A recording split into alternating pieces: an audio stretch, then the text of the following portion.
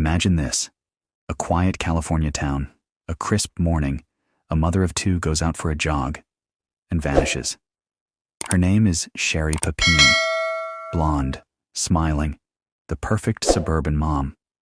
22 days later, she's found on the side of a rural road, beaten, bruised, chained, and terrified. She tells police she was kidnapped by two masked women and tortured in captivity. The nation is stunned. The media explodes. The search for her captors begins. But the truth? It's darker, stranger, and far more twisted than anyone could have ever imagined. On November 2nd, 2016, Sherri Papini disappeared during a morning run near her home in Redding, California. Her husband, Keith Papini, returned home from work and found she hadn't picked up their kids from daycare. He panicked and called 911. Soon, a massive search began. Helicopters, bloodhounds, hundreds of volunteers combed the woods and roads, flyers with her face plastered across the state. The perfect mother, gone without a trace. Then, on Thanksgiving morning, 22 days later, Sherri was discovered alone on the side of a road in Yolo County, 150 miles from where she vanished. Her body showed signs of starvation, bruises, and burns. A chain was wrapped around her waist. Her hair had been cut.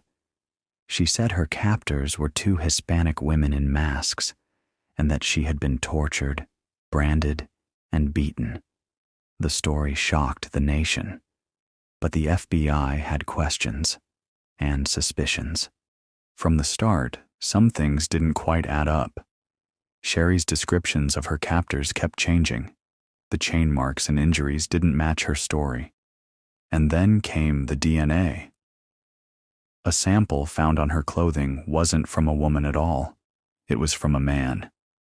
As investigators dug deeper, they discovered something alarming. Sherri hadn't been held captive.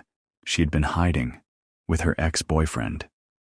He admitted that she had contacted him, claiming abuse at home and begging him to rescue her. He drove her hundreds of miles away, where she stayed hidden in his apartment for weeks. She harmed herself to make it all look real, burned her skin, bruised her face, even cut her own hair. And when it was over, she walked back into the spotlight, playing the victim. In March 2022, almost 6 years after her disappearance, Sherri Papini was arrested. The charges? Making false statements to federal agents and mail fraud.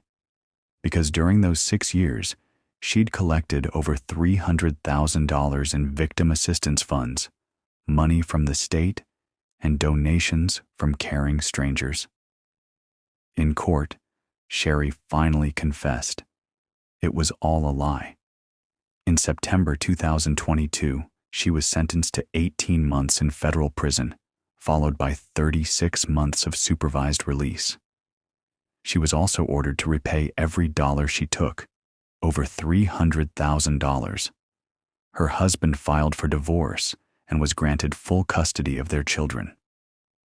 In August 2023, after serving 11 months, Sherri was released from prison.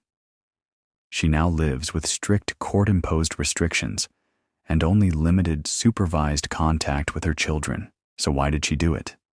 Some say narcissism. Others point to mental illness. Experts suggest Sherri craved attention, admiration, and the role of a tragic heroine. Whatever her reasons, her lie hurt real people. Victims of actual kidnappings, her own children, her community, her husband.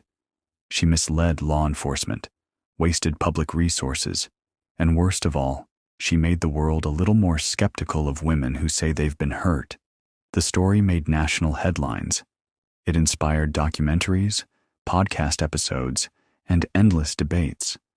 Some see her as a manipulator, others as a deeply troubled woman crying for help. But one thing is certain. She fooled an entire nation. The Sherri Papini case is more than a hoax. It's a haunting tale of lies, betrayal, and the devastating cost of deception. It's a reminder that sometimes the scariest stories are the ones that aren't fiction. If you found this story chilling, don't forget to like, subscribe, and hit that bell, because next time we'll dive into another real case that's even stranger than this one. Thanks for watching.